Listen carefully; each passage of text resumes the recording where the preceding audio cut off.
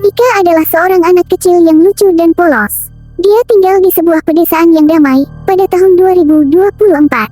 Namun, di balik kedamaian ini, terdapat sebuah kisah yang menyeramkan tentang Mika.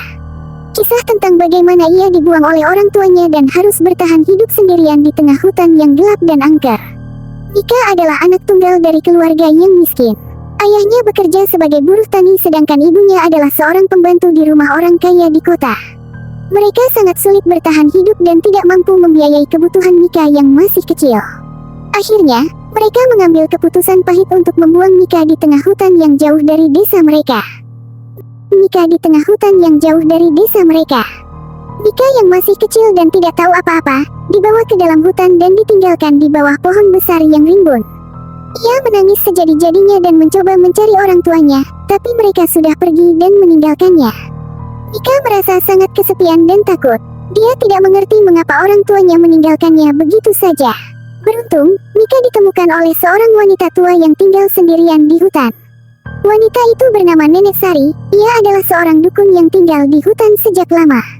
Nenek Sari merasa kasihan melihat Mika yang kecil dan lemah. Ia membawa Mika ke rumahnya dan merawatnya seperti cucunya sendiri. Namun, Nenek Sari tidak tahu bahwa Mika membawa kutukan yang sangat menakutkan. Sejak Mika tinggal bersama Nenek Sari, banyak kejadian aneh yang terjadi di desa mereka. Orang-orang mulai menghilang secara misterius dan ada yang mengatakan bahwa mereka melihat bayangan Mika di malam hari. Desa tersebut menjadi ketakutan dan masyarakat mulai menghindari rumah Nenek Sari. Ternyata, Mika memiliki kemampuan gaib yang ia dapatkan dari hutan. Ia dapat berkomunikasi dengan makhluk halus dan memanggil mereka untuk melakukan kejahatan. Ia merasa dendam kepada orang tuanya yang telah membuangnya dan ingin membalas dendam kepada masyarakat yang selalu menghindarinya.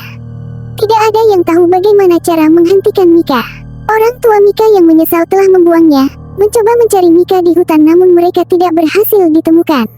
Mereka hanya menemukan rumah Nenek Sari yang telah kosong dan terbakar. Kini, Mika masih hidup dan terus berada di hutan.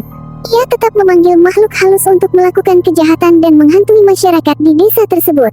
Kisah horor tentang Mika anak kecil yang dibuang oleh orang tuanya masih menjadi misteri yang menakutkan hingga saat ini. Dan masyarakat di desa tersebut masih merasakan ketakutan dan teror yang dibuat oleh Mika, hingga akhirnya ia akan mendapat balasan atas semua kejahatannya.